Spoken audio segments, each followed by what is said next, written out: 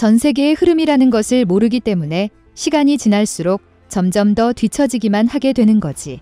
우리나라가 현기차에 대한 인식이 안 좋아도 전기차만큼은 진짜 테슬라 못지않은 정부가 더 적극적으로 전기차와 충전소에 지원을 해줘서 한국이 가장 빠르게 전기차로 대체되어야 함. 무슨 이유로 네티즌들이 그렇게 반응하고 댓글을 달았을까요? 한번 같이 봅시다.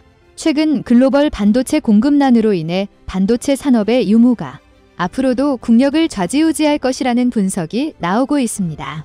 그 중에서 가장 긴장하고 있는 국가는 일본인데요. 일본이 반도체 산업에 가지고 있는 감정은 상당히 복잡합니다. 애초에 반도체 산업을 시작도 안 한 국가들은 첨단 산업을 선점하지 못했다는 것에 큰 미련이 없지만 일본의 경우는 한때 전 세계 반도체 점유율 60%를 차지하며 세계 1위 IT 국가로서의 자부심을 가지고 있었습니다. 하지만 한국이 본격적으로 반도체 산업을 육성하며 불과 20년 만에 일본의 자랑이던 첨단 산업은 공중분해되는 수준에 이르렀습니다. 너무 오랜 기간 반도체 산업의 주도권을 내준 일본은 기술 격차가 5년 이상 나기 때문에 한국이나 대만을 따라잡으려는 희망도 능력도 없는 상황이지만 최근 일본 정부에선 다시 한번 첨단 국가로 발돋움하겠다며 수십조 원에 이르는 막대한 정부 지원금을 투입해 자국의 반도체 산업을 부활시키기 위한 작업에 돌입했습니다. 여기에 일본이 결정한 파트너 국가는 미국과 대만으로 이들과 기술 협력을 통해 업계 1위인 한국과의 반도체 기술 격차를 5년 이내로 줄이는 것이 목표라고 알려졌습니다. 현재 반도체 업계에선 기술 격차에 관한 통계를 최대 5년까지 측정하고 있는데 그 이상으로 차이가 벌어지는 경우는 통계의 의미가 없어 사실상 경쟁 상대가 아니라고 판단하고 있습니다. 일본은 이미 한국과의 기술 격차가 5년 이상 벌어져 있어 기술력으로 경쟁한다는 것 자체가 민망한 수준인데요. 일본 정부는 2025년까지 한국과의 기술 격차를 5년 이내로 좁히는 것을 목표로 수십조 원의 지원금을 투자하고 있습니다.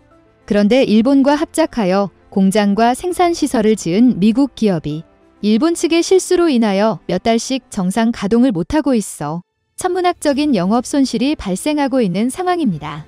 이런 황당한 상황에 일본 반도체 기술력 수준이 만천하에 드러나면서 반도체 업계의 이목이 쏠리고 있습니다. 결과적으로 일본 기업의 로비와 수십조 원 규모의 지원금을 뿌려도 일본의 반도체 업체와 합작 프로젝트를 구성하는 것은 최대한 피해야 한다며 일본 기업들이 외면받고 있는 현실이라고 하는데요. 반면 삼성과 SK를 비롯한 한국의 반도체 업체들은 미국 정부의 지원금과 세금 혜택을 받는 것은 물론이고 세계 1위 삼성은 세계 2위의 미국 기업인 인텔과의 협력 프로젝트를 진행해 일본 기업들의 자존심을 무너뜨리고 있는 상황입니다. 관련 소식을 자세하게 알아보겠습니다.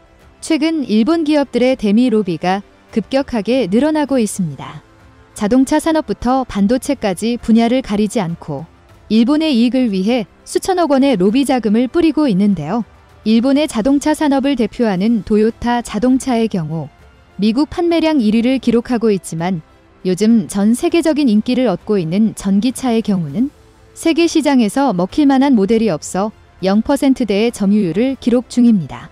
전적으로 내연기관 차량 판매에 의존하고 있는 일본차 업계는 미국과 유럽을 중심으로 2030년도부터 화석 연료를 이용한 내연기관 차량 판매가 금지되는 법안이 속속들이 나오기 시작하면서 판매량 기준 1위인 일본차의 입지가 점점 흔들리고 있는 상황인데요.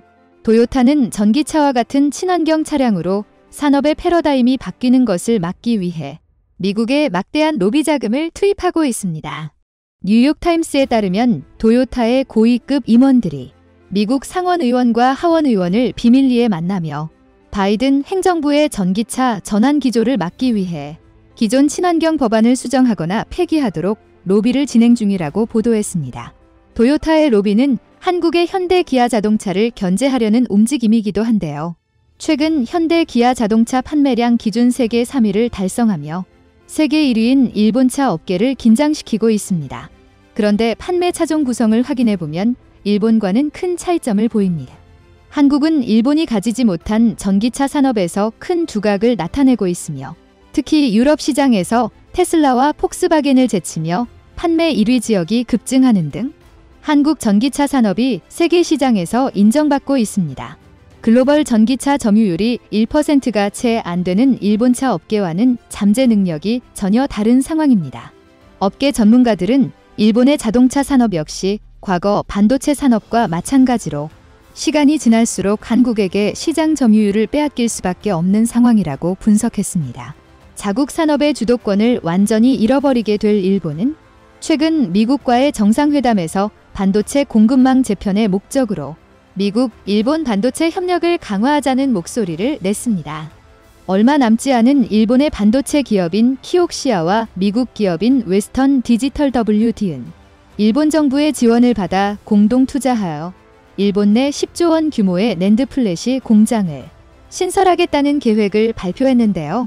일본 기업이 미국과 공동 프로젝트를 진행하는 과정에서 일본 정부가 힘을 써서 수천억 원 규모의 로비 자금이 투입된 것으로 드러났으며 10조 원짜리 규모의 공장에 일본 정부의 지원금만 6조 원이 투입되었습니다.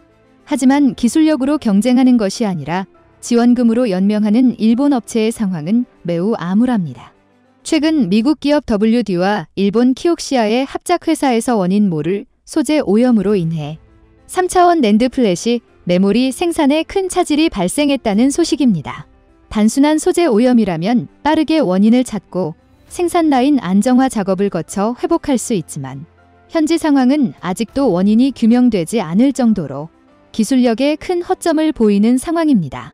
이에 키옥시아 측에선 사고 초기엔 4엑사바이트 수준의 생산량이 감소할 것으로 추산했지만 현재는 65엑사바이트로 늘었고 아직도 피해 규모가 늘고 있어 이번 3분기에도 생산이 정상화되지는 않을 것으로 보입니다. 올해까지 생산에 문제가 생기는 물량은 전체 생산량 중 20%에 달할 정도로 막대해 이번에도 키옥시아는 여느 때와 다름없이 적자를 면치 못할 것으로 보입니다. 키옥시아와 WD의 낸드 플래시 점유율을 합치면 30% 수준을 기록하고 있어 같은 낸드 플래시를 생산하는 삼성과 SK하이닉스엔 상당한 호재로 작용하고 있습니다.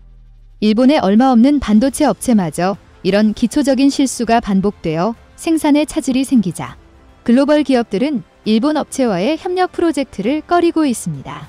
최근 일본 정부의 지원금을 등에 업고 미국 반도체 업체들이나 대만의 TSMC와의 공동 프로젝트 유치를 위해 많은 로비가 진행 중인데요. 일본 정부가 미국과의 정상회담에서 반도체 분야 협력이라는 짤막한 메시지를 받는 데만 수천억 원의 로비 자금을 들였지만 대결해 미국과 기술 동맹을 맺으며 미국 기업들과의 협력을 강화하고 있습니다.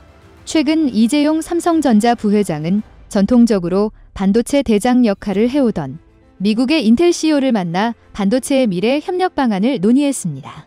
업계 관계자들은 삼성과 인텔이 파운드리 분야에서 공동 프로젝트를 진행할 것이라는 관측을 내놓으며 반도체 매출이 각각 1위, 2위인 삼성과 인텔이 손잡는 것을 크게 주목하고 있습니다. 한미 정상회담 일정에 맞추어 한국을 방문한 인텔의 CEO 겔싱어는 차세대 낸드 플래시 메모리와 펠리스 시스템 반도체를 비롯한 파운드리 산업, 거기에 인텔의 캐시카우 역할을 하는 PC 분야, 반도체 산업 등 다양한 분야에서 삼성과의 협력을 위해 수시간에 걸친 회의를 진행했습니다. 기존에도 삼성과 인텔의 협력은 있었지만 분야 기술 동맹을 발판으로 더욱더 고차원적이고 세밀한 협력이 진행되고 있습니다. 삼성과 인텔은 전 세계 반도체 시장 1위를 두고 수년간 경쟁하고 있지만 최근 TSMC 파운드리의 급부상과 일본 기업들의 투자 확대 등 외부 요인에 맞서기 위해 손을 잡은 것으로 보입니다. 그런데 이번 키옥시아 공장 관련한 문제는 일본이 자랑하던 반도체 소재 품질에도 의문을 낳고 있습니다. 일본은 자칭 세계 1위 반도체 소재 부품 장비 국가라며 한국에게 수출 규제까지 진행했지만 이번에 키옥시아 생산 라인에 문제가 되는 것이 일본 업체에서 공급받은 반도체 소재로 인한 오염으로 기존에 알려진 순도를 비롯한 스펙이 과대평가되어 있을 수 있다는 가능성이 제기되고 있습니다. 특히 일본의 수출 규제 이후 한국의 소재 국산화율이 높아지면서 삼성과 SK에선 한국산 소재를 사용하는 빈도가 급격히 늘었습니다. 이번 소재 오염과 관련해서 한국 기업들은 타격이 없지만 일본의 키옥시아는 큰 어려움을 겪고 있는 상황에 일본의 소재 업체들이 제공한 제품의 품질이 별로 좋지 않다는 주장이 나오는 이유입니다. 이런 상황은 일본의 지원금 투입에도 불구하고 키옥시아의 경영 상태를 악화시키고 있습니다. 지난 2020년엔 키옥시아 공장에서 클린룸이 오염되는 수준의 대형 화재가 발생해 몇 달씩 생산에 차질이 생겼으며 만년 적자인 키옥시아의 상황에 악재로 작용했습니다. 수년간 적자 상황과 기술력 부족이 겹친 일본의 반도체 업체는 오래가지 못할 것이란 전망이 나오고 있습니다. 과거 엘피다 반도체가 한국 업체와 치킨 게임을 벌이다 파산한 것처럼 비슷한 운명을 맞이할 것이란 전망이 나오고 있는데요. 이번 일로 일본의 반도체 소재 산업까지 신뢰도에 큰 타격을 받으면서 일본의 전체적인 산업 구조의 대격변이 예고됩니다. 자국산 소재의 품질과 신뢰도에 문제가 생기자 일본 업체들은 일제히 과거 자신들의 수출 규제는 큰 실수였다는 보도를 내고 있습니다.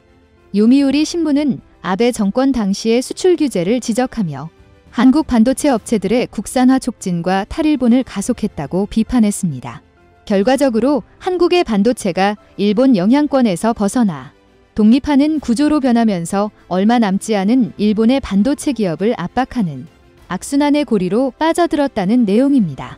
이렇게 한국의 반도체가 결과적으로 일본의 경제 안보를 위협하며 앞으로 다가오는 4차 산업혁명과 반도체 공급망에서도 일본 기업들이 소외되는 결과를 낳게 될 것이란 전망입니다.